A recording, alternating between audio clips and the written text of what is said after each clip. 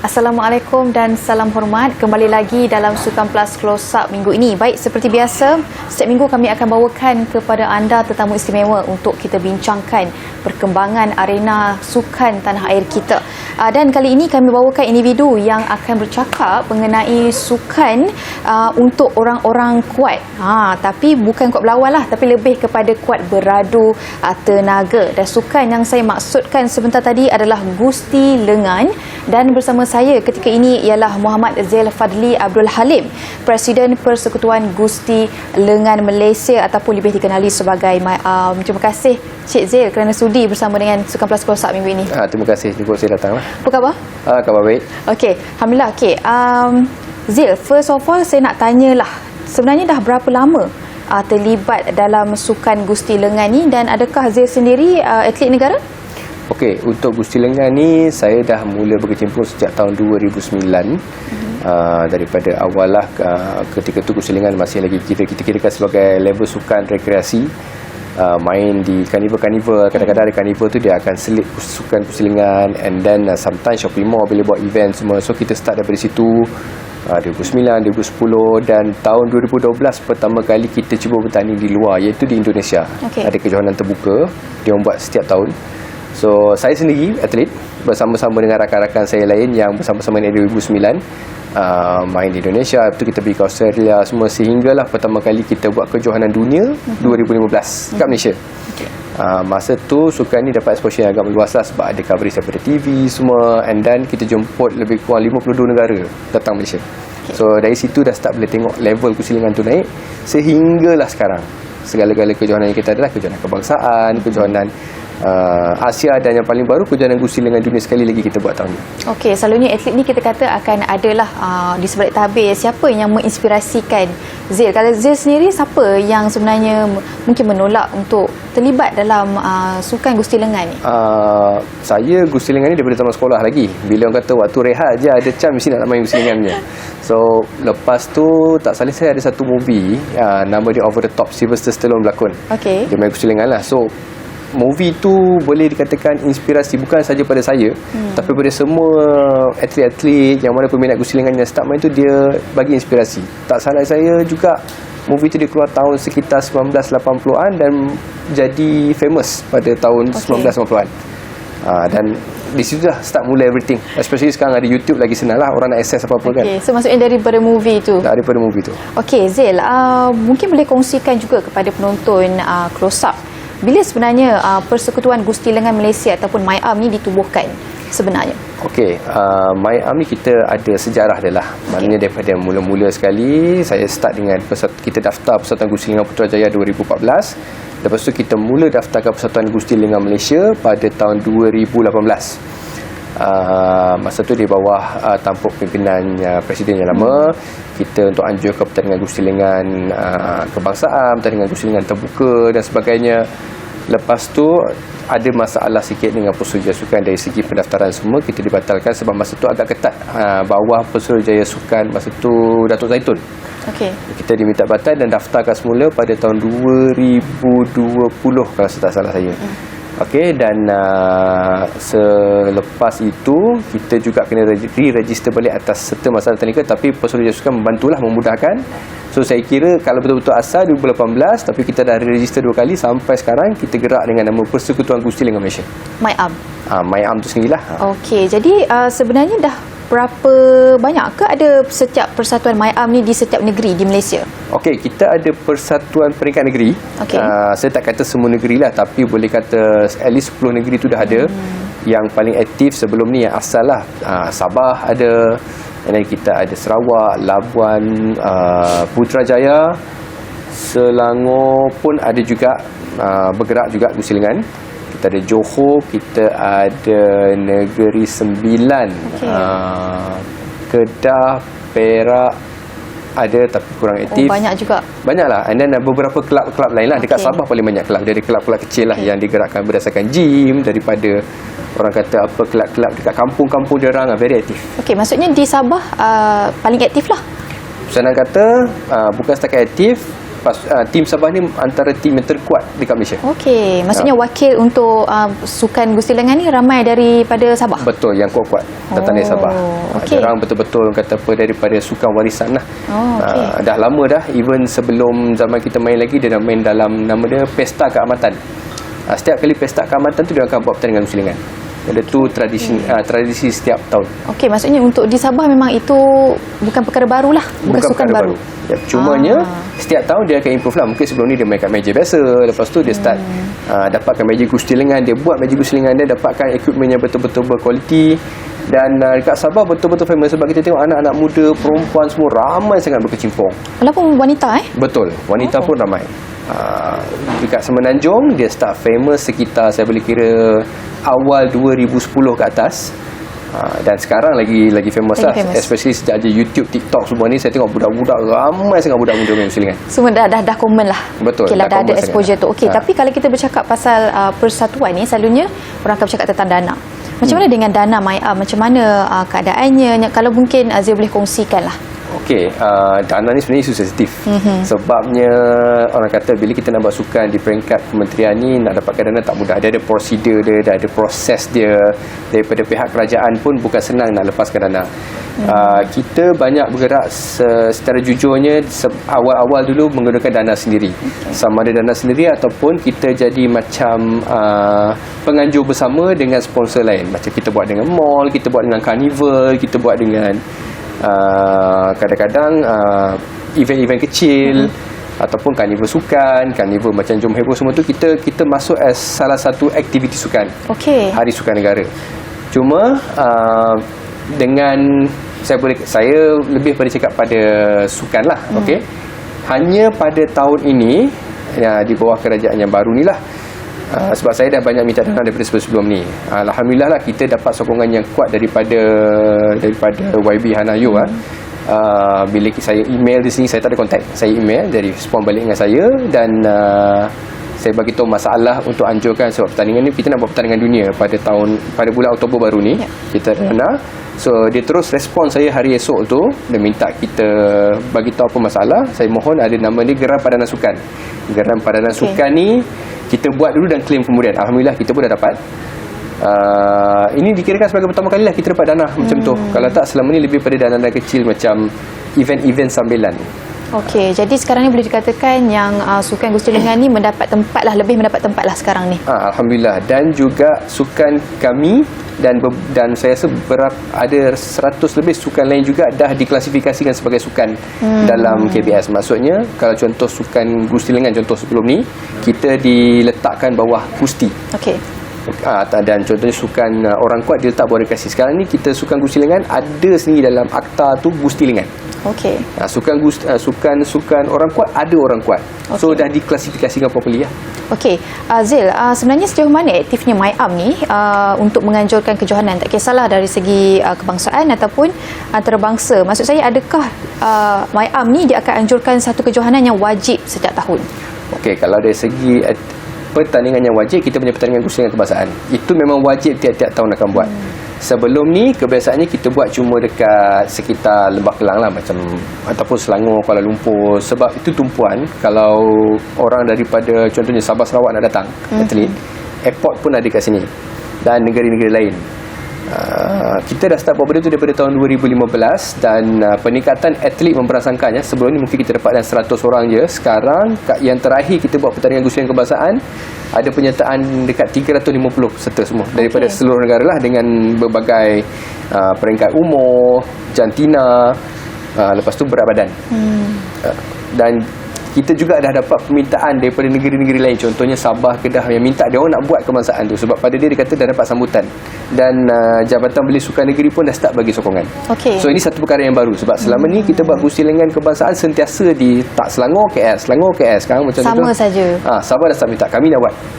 So benda ni saya nampak satu progres yang positif untuk start mempromosikan sukan ni di tempat-tempat lain, bukan je tertumpu dekat Lembah Kelang. Okey, tapi kalau macam kalau ikutkan kejohanan ni mesti dia ada dia punya klasifikasi dan sebagainya. Mungkin Azil boleh kongsikan kepada penonton close up macam mana kalau dia mengikut kategori berat Tapi mungkin ada acara yang khas untuk tangan kanan sahaja ke, kiri sahaja ke, atau macam mana Zil? Okey, gustilingan ni dia terbagi pada dua. First kali dia ada kategori tangan kanan, dia ada kategori tangan kiri. Dia tak campur Okey. So kalau lawan tangan kanan je, yang kiri kalau lawan kiri je. Dan kita ada kategori jantina, lelaki dan perempuan. Lelaki kategori lelaki, perempuan kategori perempuan. Dan dalam pecahan tu juga kita ada kategori berat badan. Contohnya untuk perempuan kita start dengan 45 kilo, lepas tu 52 kilo, 57 dan ke atas lah. Lelaki juga ada pecahan dia. Kita juga ada kategori junior, sub junior, start daripada 15 tahun ke bawah. Dan seawal 15 tahun dah boleh main dah ke bawah. So sebab yang itu dia punya, orang kata apa, atlet-atlet dia sama saiz. Kita ada 18 tahun ke bawah, 21, kategori senior daripada 21 sampai 40, kategori master 40 tahun ke atas, kategori grandmaster 50 tahun ke atas, dan ada yang umur 70 pun ada. So kita punya sukan ni not just kata apa tertumpu pada orang yang muda sadar. Jantina berlainan pun tak ada masalah. Ada yang tak kuat tangan kiri, main tangan kanan, tak kuat tangan kanan, main tangan kiri. Dan peringkat umur yang orang tua boleh lawan dia, ataupun kita buat kategori open, semua nak lawan, tak ada masalah. Maksudnya open pun ada? Open pun ada. Open ni biasanya pertandingan kecil-kecil lah. Macam contohnya Hari Sukan Negara, kita tak boleh buat banyak kategori. Kita tak ada masa. So kita buat kategori open, mungkin 5 orang, ada yang jumpa lah lawan. Still ada kategori berat dia lah. Tak adalah 70 kilo jumpa dengan 120, tak adalah. Ada race dekat situ. Okey, kalau tadi kalau bercakap pasal usia, mungkin macam dikatakan tadi dia mengikut kelas dia lah. So maksudnya takkan ada lah kalau dia umur 50 berlawan dengan 20, itu tidak akan berlaku lah. Dalam pertandingan peringkat kebangsaan atau peringkat dunia tak ada. Okey. Tapi kalau dia nak main kategori, dia nak main open, contoh dia umur 15, dia rasa dia nak masuk pertandingan terbuka lah, macam cakap Hari Sukan Negara, Carnival. Okey, saya nak main, saya nak bertanding dengan kategori open yang ada orang umur besar, tak ada masalah. Kita tak ada halangan tu. Okey. Jadi untuk open punya kategori boleh, tak ada masalah. So kita tak ada restriction. Cumanya kalau yang bawah umur 18 ni, kita akan minta dia datang bersama dengan parent dia, atau kebenaran parents dia. Kita tak nak apa-apa jadilah. Biasanya dia akan datang dengan parent, dia tak datang sendiri.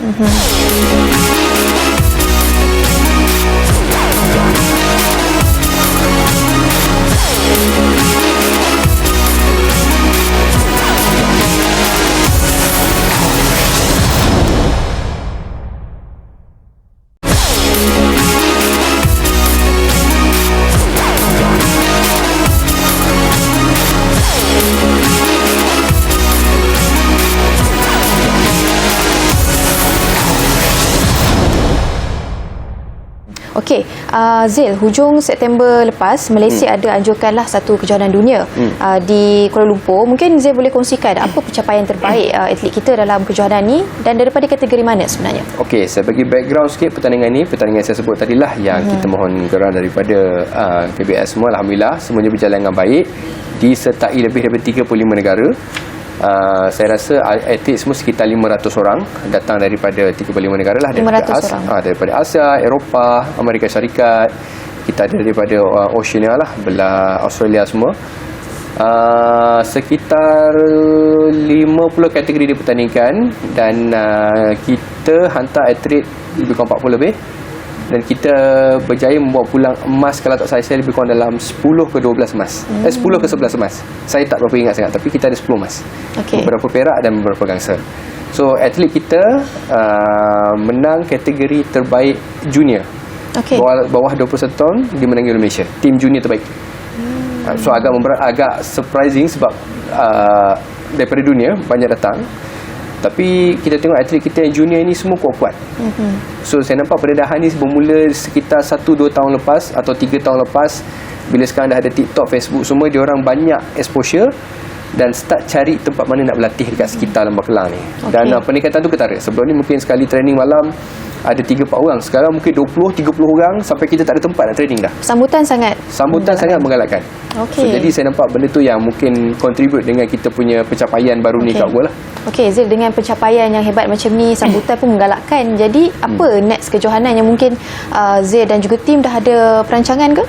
Macam saya, menjadi saya punya harapan lah. Cuma saya belum tahu flow dia macam mana untuk bawa benda ni ke Sukma dan juga ke Sukan C. Saya nampak yang terdekat Sukan C lah. Kita tak nak terlalu ambitious. Sebab pada saya, dia punya populariti dah meningkat. Sambutan atlet ramai di seluruh negara. Dan juga kita dah ada persatuan negeri yang mencukupi. Cuma sekarang kita nak masukkan dia sebagai salah satu part as sukan SUKMA untuk memberi galakan bukan saja dekat orang-orang yang dewasa ni, juga kat sekolah-sekolah. Sebab pada saya sukan ni mudah, selamat dan juga tak menggunakan banyak kos dan ruang. Semua orang boleh buat. Contohnya macam ada beradik kat rumah kan, bawa semeja dah boleh bersukan dah. Daripada duduk main gadget tak ada punca kan. Pada saya itu satu galakan yang bagus, sebab benda ni benda sukan, dia aktiviti fizikal, dia menyihatkan badan. Dan dari segi sukan C tu, saya mungkin kena banyakkan lebih expose benda ni kepada kementerian supaya mendapat jalan macam mana kita nak bawa sukan ni. Sebab saya mendapat banyak feedback daripada negara-negara lain sekitar kita juga, macam Indonesia, Brunei, Singapura, Cambodia, yang diorang nak bawa sukan C. Cuma salah satu daripada negara kena start propose. Okey, kita nak bawa sukan C. Dan bila masuk dalam bidding tu, cuma perlu sokongan tu dah ada, cuma siapa yang nak propose dulu. Daripada situ saya harapkan macam pihak berwajib macam kerajaan ke KBS mungkin boleh usulkan, kalau perlu panggil saya boleh buat pembentangan. Sebab saya rasa sambutan tu dah ada, nak jalankan je.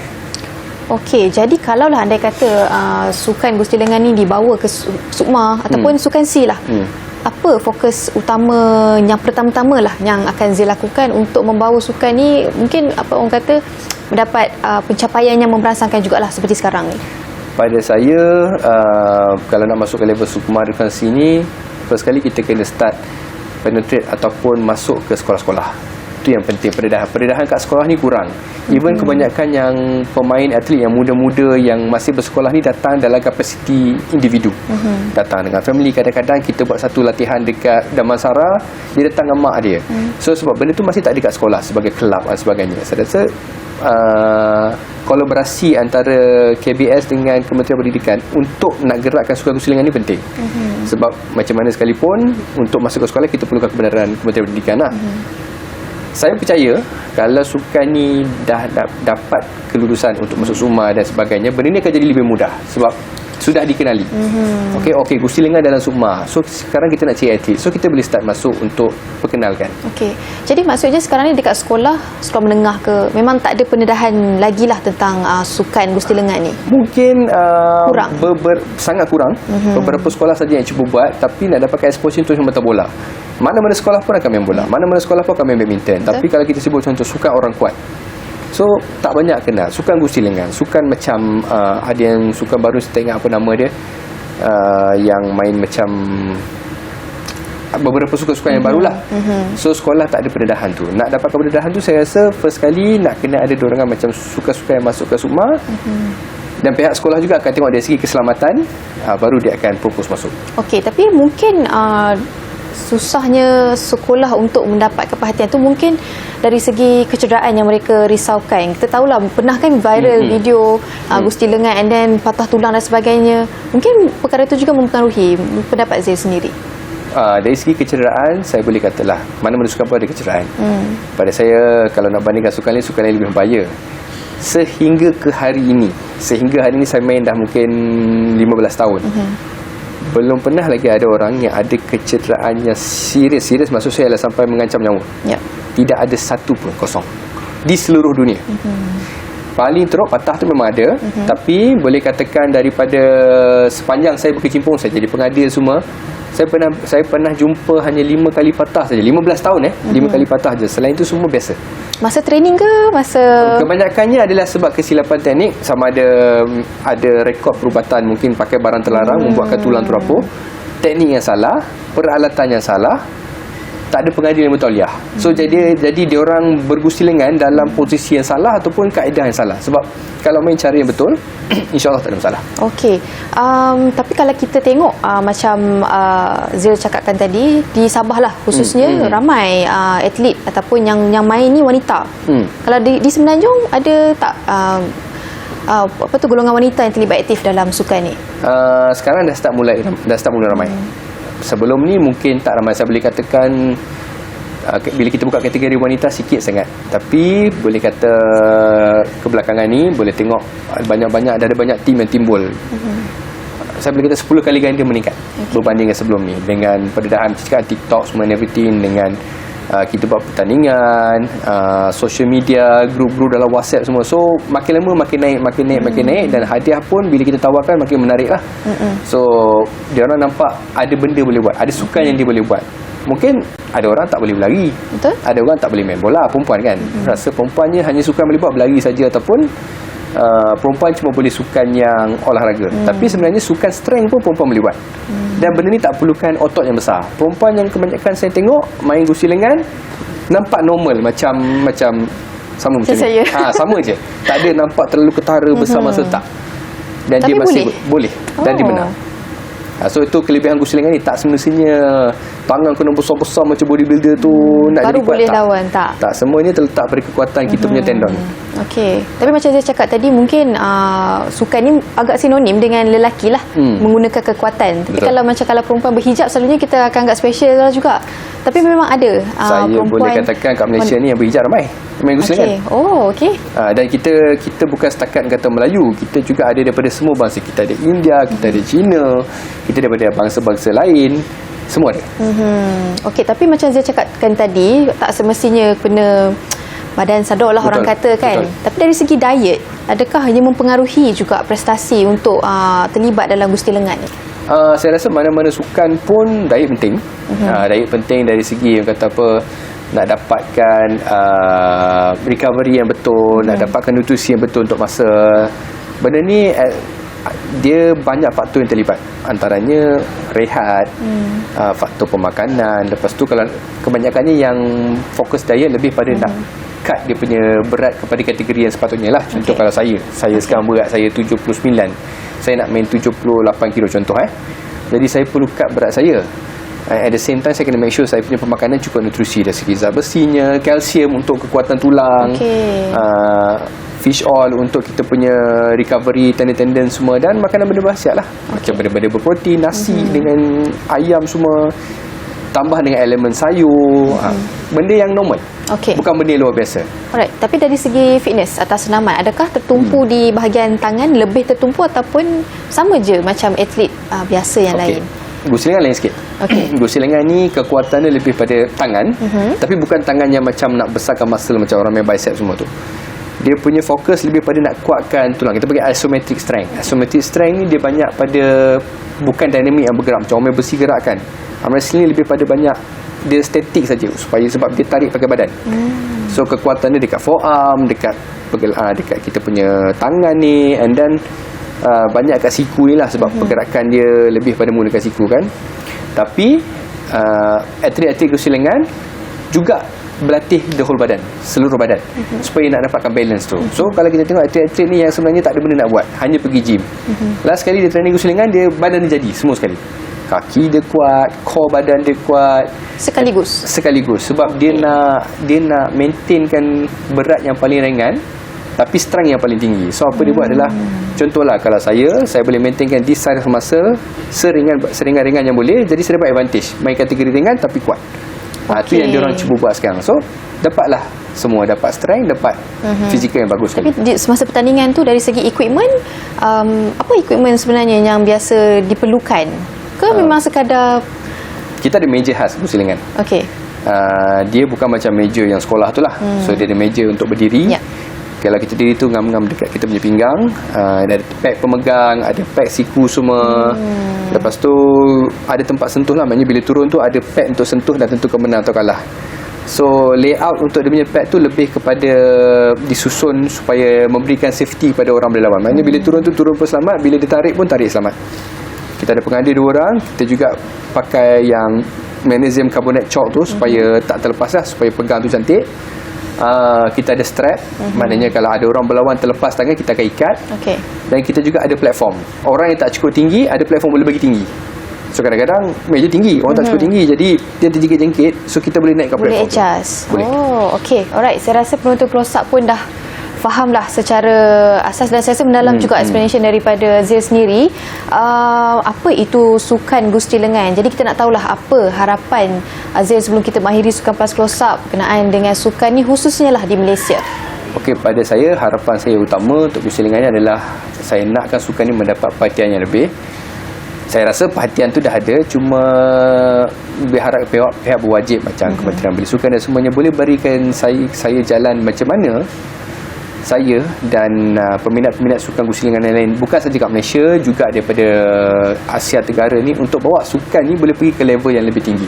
Macam sukan C, Sukma dan sebagainya. Sebab pada saya apa-apa sukan sekalipun yang mana melibatkan fizikal, yang boleh memberikan galakan untuk orang bersenam, benda tu satu benda yang bukan saja memberi manfaat kepada tuan badan sendiri, tapi juga pada negara. Kita akan kata mempromosikan generasi yang sihat.